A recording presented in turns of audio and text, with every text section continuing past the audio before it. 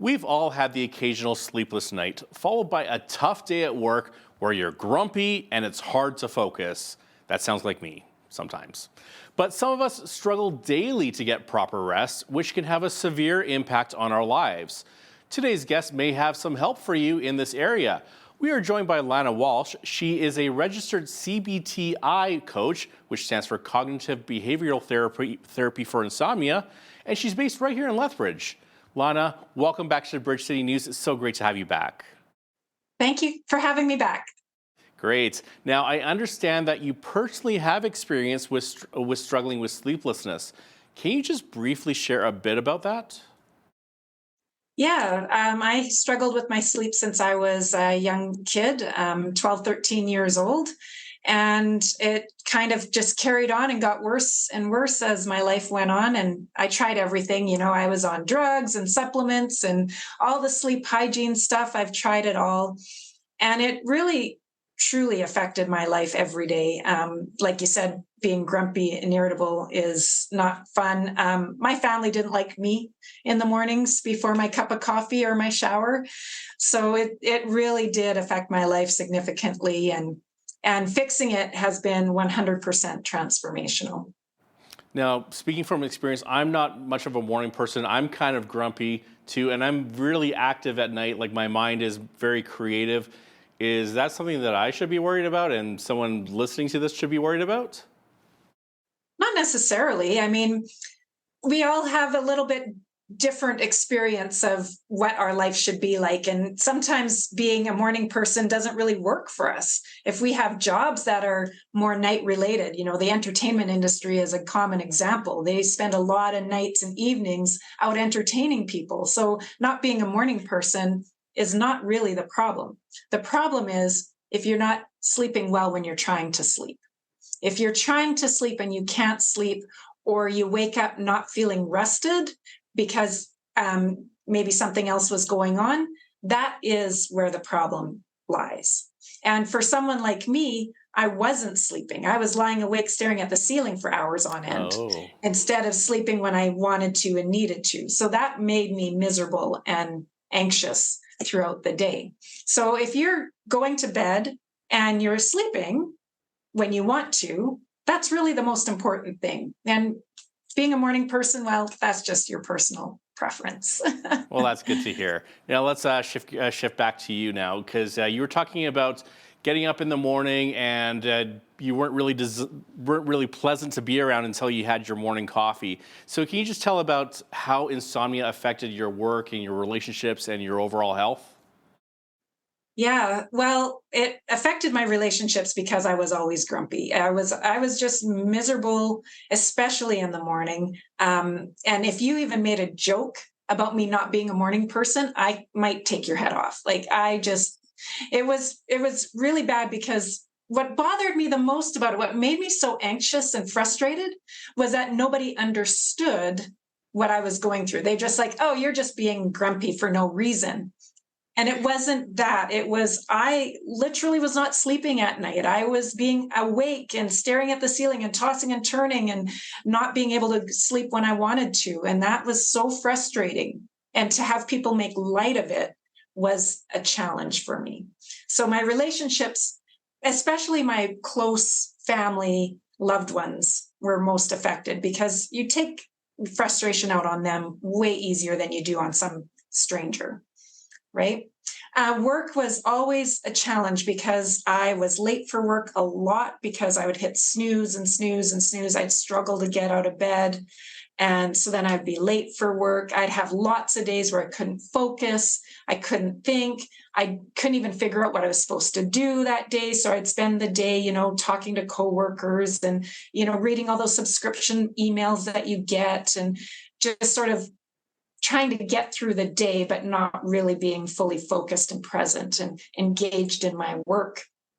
And health-wise, well, I spent probably 35 years overweight because I didn't have the energy to exercise. I didn't have the thought process or the desire, the motivation to go to the gym, to even cook for myself. I had I can't tell you how many nights I would just have cheese and crackers and wine for dinner because I didn't have anything else in the fridge, and that's all I had the energy to make. So my health suffered in that respect. I couldn't lose weight, and I couldn't get myself to the gym. So those things affect your health when you don't do that. And just on a side note, I've lost 35 pounds and kept it off for a year now that I've been sleeping well. So I feel really great. Well, that's really great to hear. And that analogy of wanting to rip someone's head off, we've all like heard that before, and we laugh at it. Yet we've all felt that too. We've all felt like I just want to like when you haven't had enough sleep. Now, twice a year, we either switch to daylight savings time or we switch back to standard time. And for many people, this seems to affect their sleep patterns. Are there studies that back this up, and do people lose sleep because of the time change? Yeah, absolutely. And I mean, the research out there talks about, how it affects health. Like there's more heart attacks and strokes and hospitalizations and mental health challenges that happen around the different time changes. But it's exactly the same as traveling. It has the exact same effect as jet lag. So when you think about the time change, just think about when you travel somewhere, when you travel one time zone over, that's what's happening on the weekend. And for a lot of us, we do this to ourselves on the weekend by sleeping in and staying up late, and we adjust our schedules every weekend just by changing our schedule from the week. So the biggest thing to note is that it is disruptive because our circadian rhythm, which is our internal body clock, runs on a 24-hour cycle. So when we artificially change that 24-hour cycle, it takes us a day or two to get it back on track. But there are some things you can do, and I'll share those with you later in this interview to help yourself. But yeah, so it definitely does disrupt you. It's impossible not to, because that circadian rhythm runs on, well, part of it runs on light and darkness.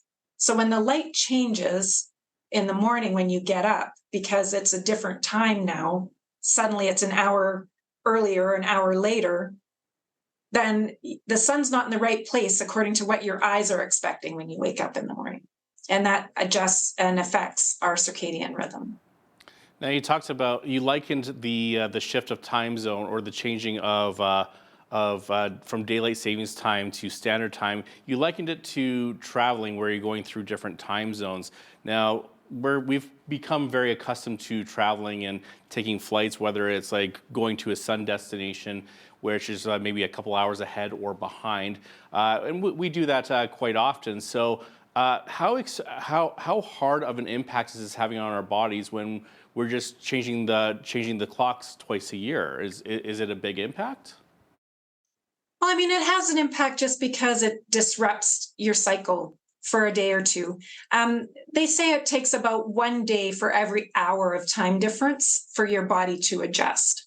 So it's not a huge impact. And I mean, if we were doing it, every day we started changing our clock back and forth, then yeah, that would definitely have a huge impact.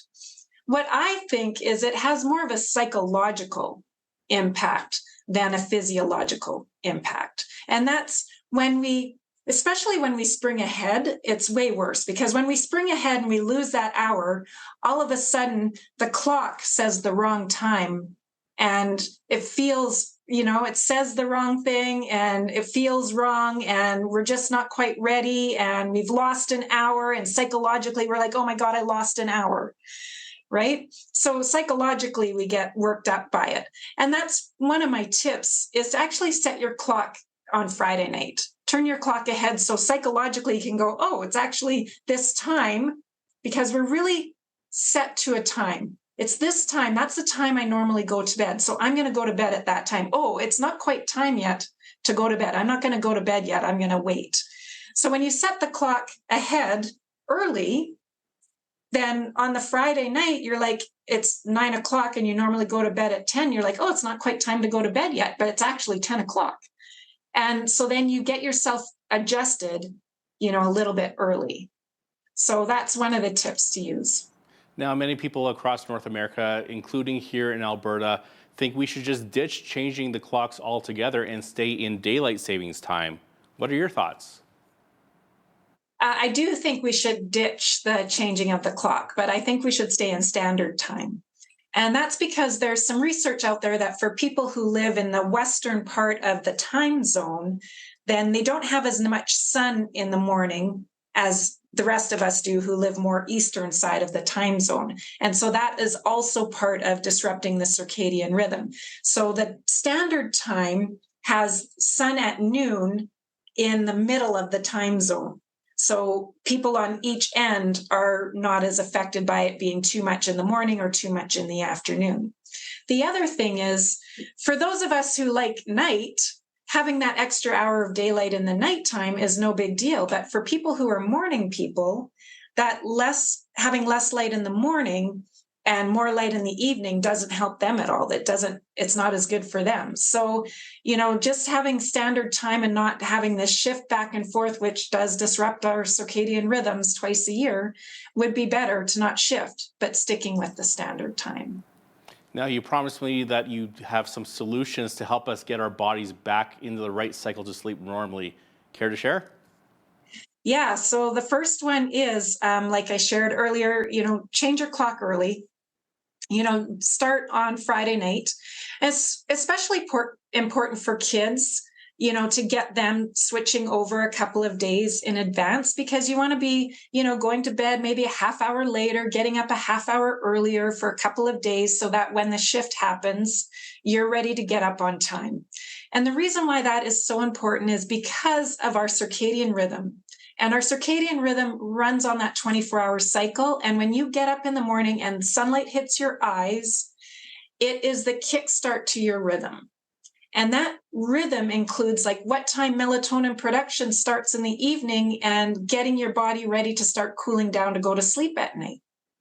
So when we don't go to bed on time or we don't get up on time on Sunday morning, then we're not ready to go to bed on Sunday night on time. And then that makes our Monday morning even worse. So doing that shift early is really important. For adults, actually in the fall, it's pretty simple. You could just stay up an hour later on Saturday night and just get up at your regular time Sunday morning. It's pretty easy because we do have that extra hour. So it's a lot easier. Now, the other thing to do is when you get up on Sunday morning, get outside, get some sunshine, or at least sit in an east-facing window, get as much bright light first thing in the morning to get that circadian rhythm kicked into gear, and stick to your normal eating times that you normally do. So if you normally get up at 7 and eat by 9, make sure you're eating by 9 and make sure you have your lunch at your regular time, because that is something you can control that can help get your circadian rhythm back into the rhythm of the new time shift. And that is true for no matter where you travel, to eat on the time that is in that time zone that you would normally eat at home.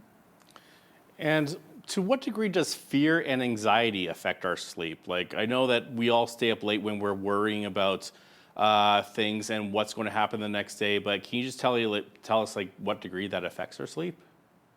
Yeah, stress, anxiety, those are the top reasons people can't sleep. And it's completely normal not to be able to sleep when you're under a lot of stress, whether that's, work stress, personal stress, or just physical stress, like you're in pain, for example. It's all common reasons to not be able to sleep.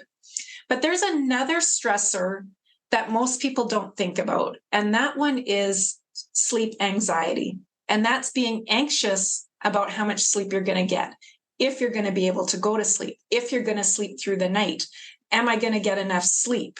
How am I going to feel tomorrow if I'm not sleeping? So there's a lot of anxiety that comes with just how much sleep you're going to get and your own belief about sleep.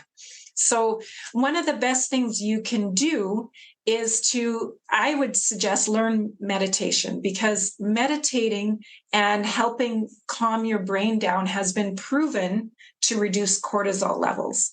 And that cortisol increase that happens from stress is a big part of why you can't sleep. And of course, the ruminating, the spinning of the mind is also helped by meditation. Now let's talk about diet for a bit. Are there certain foods to stay away from that would affect our sleep? And on the other hand, are there some foods that are good for sleep? Yeah, well, the biggest thing to note about food is that you shouldn't be eating within about a 3 hour window of going to bed. And there's a number of reasons. Digestion slows down after sleep onset. So if you eat too close to bedtime, it can cause indigestion or heartburn, which then can cause difficulty with sleeping. But there's also blood sugar levels that rise and fall. And when that happens too, that can also disrupt your sleep, make you have to get up and go to the bathroom more frequently, which is also not conducive to a good night. So the biggest thing is to be aware of what time you're eating, but then also be aware of the foods that cause you troubles. Like if you, a spicy food causes heartburn, then don't eat that close to bedtime. Lana Walsh is a registered cognitive behavioral therapy for insomnia coach right here in Lethbridge. Lana, thanks so much for being with us today. Thank you so much for having me. I'm Naveen Day on behalf of all of us here at Bridge City News. Thanks so much for watching.